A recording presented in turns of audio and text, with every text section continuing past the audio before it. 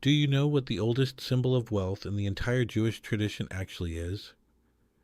It is not gold. It is not silver.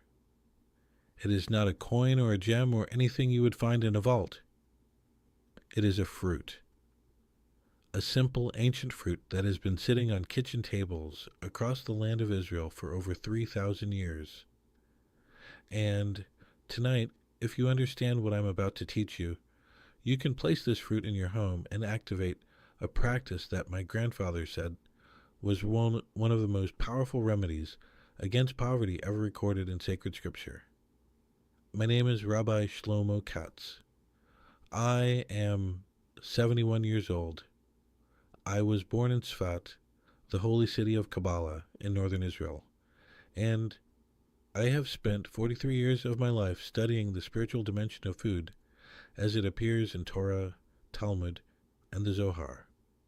What I am going to share with you today is not something I read in a book last week.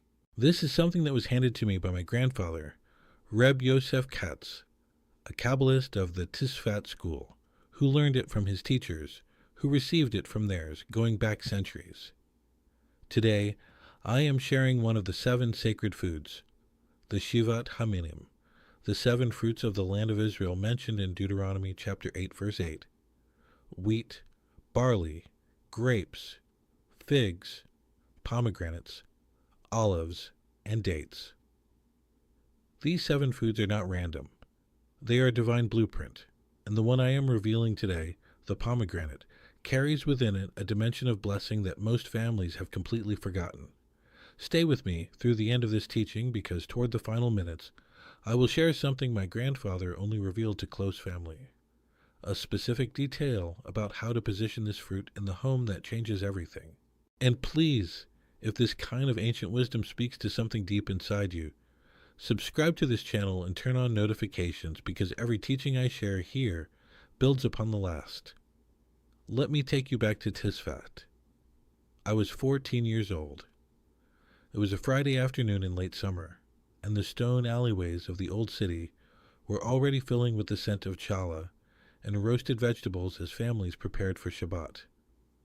My grandfather, Reb Yosef, had asked me to come to his home early that week. When I arrived, he was sitting at the kitchen table, and in front of him was a single pomegranate. Not cut open. Not prepared for eating. Just sitting there, whole on a small ceramic plate. I remember the afternoon light coming through the window and casting a reddish glow on that fruit, and I remember thinking it looked almost alive. My grandfather looked at me and said, "Shlomo, do you know why this fruit is on every Rosh Hashanah table in every Jewish home across the world?" I said what every child says, because it has many seeds, and we want many merits. He smiled and shook his head slowly. "That is what they teach in schools," he said, "but the real reason is much older and much deeper." He told me that the pomegranate, the rimon in Hebrew, is the only one of the 7 sacred foods that the Zohar explicitly connects to the concept of parnasah, divine sustenance and livelihood. He said that the Kabbalists of Tzfat did not just eat the pomegranate, they placed it. They positioned it in the home with intention, with prayer, and with an understanding of which spiritual channel it opens. And then he taught me a practice that I carried with me for decades before I fully understood its depth. Most people today do not know this because it was never widely taught.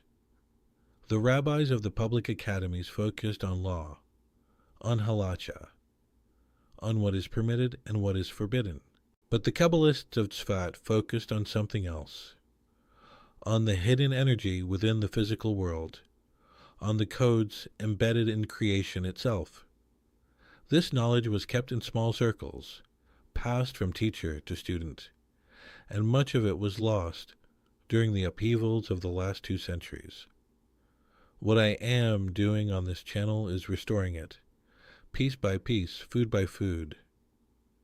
If you have ever felt that your home needed more blessing, more flow, more ease in matters of livelihood, write Shivat HaMinim in the comments below.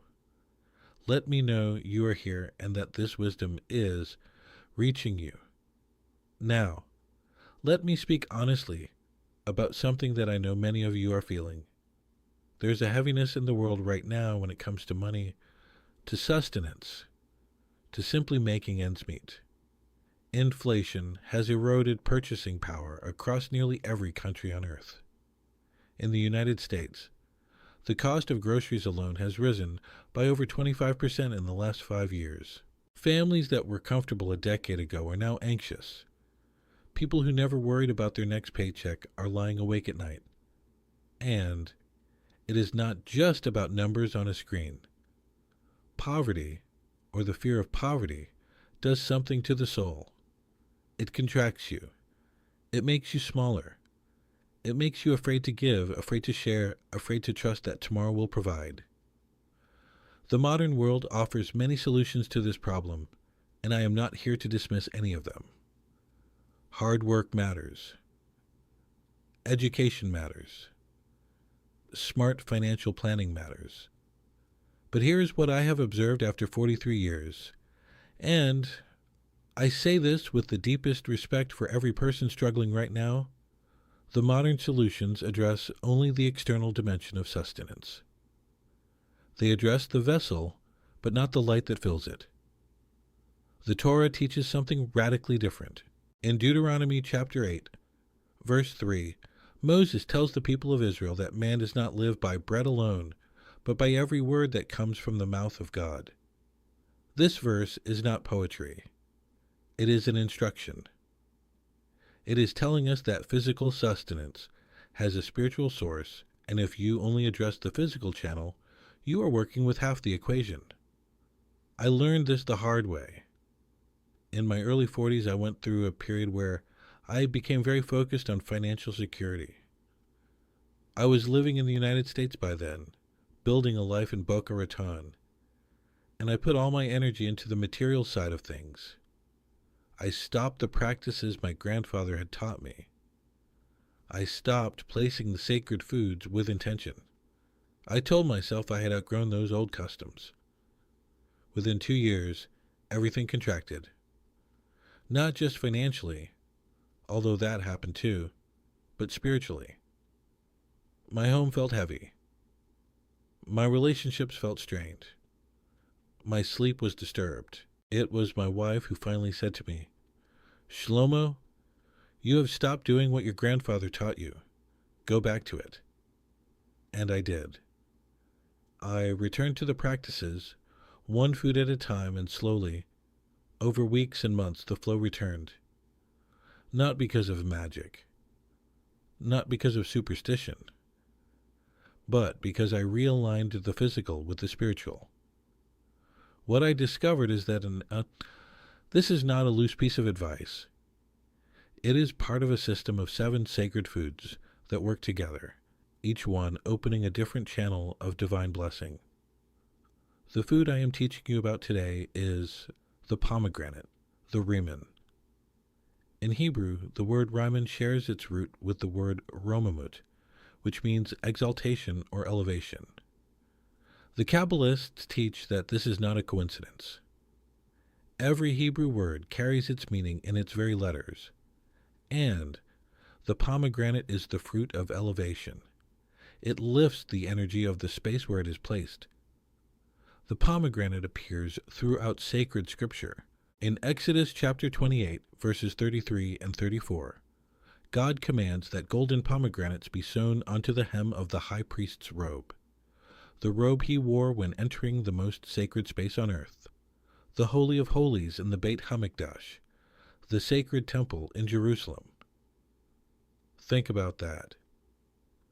Of all the images God could have chosen to adorn the garment of the high priest, he chose the pomegranate. In the Song of Songs, chapter 4, verse 3, the pomegranate appears again as a symbol of hidden beauty and inner abundance. And in the Talmud, in Tractate Bereshot 57a, the sages teach that one who sees a pomegranate in a dream can expect his business to flourish. This is not folklore. These are the recorded teachings of the greatest scholars of the Jewish tradition across 2,000 years. Today, I am sharing one of the 7 sacred foods. There are 7 in total, and each one carries a different dimension of divine blessing. The pomegranate carries the dimension of parnasah, sustenance, livelihood, the flow of material blessing into the home. Now I will teach you the practice. This is a variant B teaching, a physical ritual rooted in the Kabbalistic tradition of Tzfat. Listen carefully because every detail matters. The best time to do this is on a Thursday evening after sunset. Thursday night, which in the Hebrew calendar is already the beginning of the 6th day, carries the energy of preparation for Shabbat. The Zohar in Parashat Terumah teaches that the 6th day is when material blessing descends most powerfully into the physical world, because it is the day that prepares the vessel, the Shabbat table, to receive divine light. If Thursday evening is not possible, you may also do this on the eve of Rosh Chodesh, the new month in the Hebrew calendar, which is traditionally a time of renewal and new beginnings. Before you begin, wash your hands and take a moment of stillness. Clear your mind of worry. This is important. The Tanya, the foundational text of Chabad Hasidic thought, teaches in chapter 26 that anxiety and heaviness of heart are obstacles to divine connection. You do not need to be joyful. You simply need to be present and sincere. You will need 5 things. First, a whole pomegranate, not cut, not opened. It must be complete and unblemished, because wholeness is part of the spiritual symbolism. You are asking for complete sustenance, not partial. Second, a clean white plate or saucer. White represents chesed, loving kindness, which is the spiritual attribute associated with the flow of abundance. Third, a small amount of pure honey, devesh in Hebrew. Honey is one of the symbols of the sweetness of the land of Israel and appears in Torah as a marker of divine generosity. A teaspoon is sufficient. Fourth, a piece of bread. This can be a small piece of challah if you have it, but any bread made from wheat or barley, 2 of the other 7 sacred foods, will work. This bread represents your physical effort, your hishtadlut, your human contribution to the process of sustenance. Fifth, a candle, a simple white candle. You will light it as part of the practice, and its flame represents the or, the divine light that you are inviting into the space. Here is what you do. Place the white plate on your kitchen table or dining table, the table where your family eats. In Kabbalistic tradition, the family table is a mikdash me'at, a small sanctuary, an echo of the altar in the temple. It is not a random piece of furniture. It is sacred ground. Place the pomegranate in the center of the plate. Drizzle the honey over the top of the pomegranate slowly with intention. As you do this, say the following blessing in Hebrew. I will give you the transliteration. Baruch Yetha, Adonai Eloheinu, Melech haolam, shehakol nihye bidvaro. This means, Blessed are you, Lord our God, King of the universe, through whose word everything came to be. This is the blessing traditionally said over foods that do not grow directly from the earth, but here you are saying it over the honey as an acknowledgement that all sustenance comes from the divine source. Now place the piece of bread beside the pomegranate on the plate. Light the candle and set it near the plate, but not on it. As you light it, say, Yehi ratzon milfanecha, Adonai Eloheinu, shetishlach, bracha, v'hatzlacha, b'chol ma'aseh yadenu. This means, may it be your will, Lord our God, that you send blessing and success in all the work of our hands. This is not an invented prayer. This phrasing draws directly from the language of the Birkat Hamazon, the grace after meals, which contains one of the most powerful requests for parnasah in all of Jewish liturgy. Let the candle burn for at least 30 minutes. During this time, sit near the table if you can. You do not need to pray continuously. Simply be in the presence of what you have set. Reflect on what sustenance means to you, not just money, but the full flow of life. After the candle burns down, or after 30 minutes, you may extinguish it. Leave the pomegranate on the plate overnight. In the morning, you may eat the pomegranate, and you should eat it. This is not a decoration. When you eat it, do so with awareness. The Talmud in Tractate Bereshot 35b teaches that one who enjoys the fruits of this world without saying a blessing is as one who steals from the Holy One. Say the blessing for fruit before eating. Baruch atah, Adonai Eloheinu, Melech haolam borei pri ha'etz.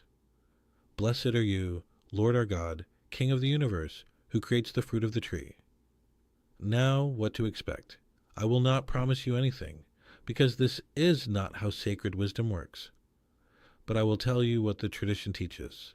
Within the first 7 days, many people report a shift in the feeling of their home, a lightness, a sense of openness. Within 40 days, and 40 is a profoundly significant number in Torah. It is the number of days Moses spent on Mount Sinai, the number of days of the flood, the number of days of transformation. Within 40 days of consistent practice, the tradition teaches that new channels of sustenance begin to open. These may come as unexpected opportunities, as the resolution of old debts or disputes, as a sudden clarity about a decision you have been avoiding. And there are things you must not do. First, do not perform this practice with anger or resentment in your heart. The Zohar in Parashat Vayakhel teaches that blessing cannot dwell in a space of conflict. If you are in a dispute with someone, make an effort toward peace before you begin. Second, do not speak about what you are doing with cynicism or mockery. If someone in your household does not understand, that's fine. You do not need to explain. But do not allow the practice to become a subject of ridicule, because the Kabbalists teach that the energy of mockery, what they call letzanut, is one of the most destructive forces in the spiritual world. Third, do not discard the pomegranate peel carelessly. After eating, wrap the peel in a clean cloth or paper and dispose of it respectfully. The fruit carried sacred intention. Treat every part of it with dignity. But this is only the beginning. The full practice of activating parnasah in the home requires understanding how this food works, alongside the other 6 sacred foods. The pomegranate opens the channel, but there are other foods that sustain it, that protect it, and that direct it. This principle becomes 10 times more powerful when practiced alongside the other 6 sacred foods. I want to share something personal with you before I close. There was a period about 12 years ago when I neglected this practice specifically. I was keeping other traditions, but I had stopped the pomegranate practice. I told myself it was too simple, too physical, that my spiritual work had moved beyond it. My grandfather of blessed memory had warned me about exactly this kind of arrogance. He used to say, "Shlomo, the most powerful things in Torah look like the simplest things in the world. A seed, a flame, a piece of fruit. Do not let your mind talk you out of what your soul already knows." He was right. During those years I stopped, I noticed a slow tightening in my financial life. Not a catastrophe, just a slow closing of doors that had once been open. When I returned to the practice, the doors open again. I share this not to convince you through my story, but to be honest with you. We are living in a time when millions of people feel that the doors of sustenance are closing. My grandfather spent his entire life organizing these 7 teachings into a complete system. It took me decades to understand how deeply they connect, how each food opens a channel that the others sustain and protect. What I am giving you today is one piece of that system, and it is a powerful piece. But there is so much more. Let me leave you with 3 things to remember from this teaching.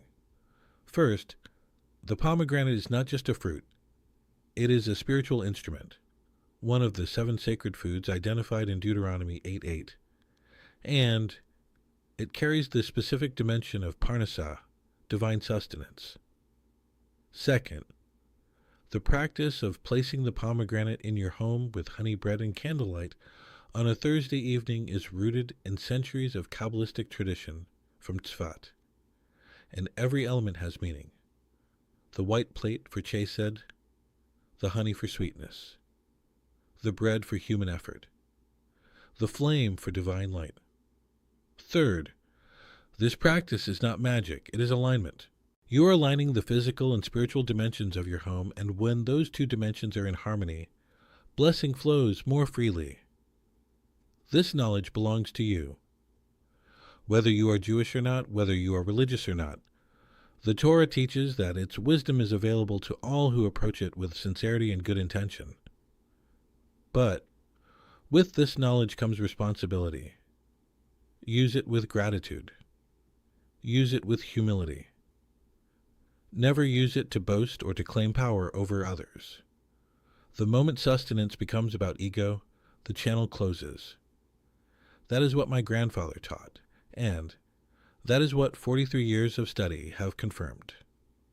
In my next teaching, I will reveal another of the 7 sacred foods, one that my grandfather said was the most misunderstood in all of Torah.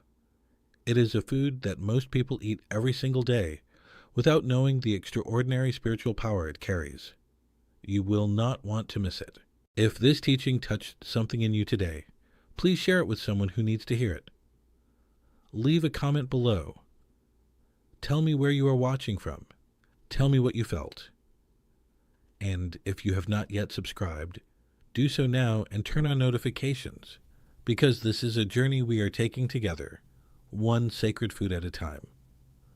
Shabbat Shalom. Until next time.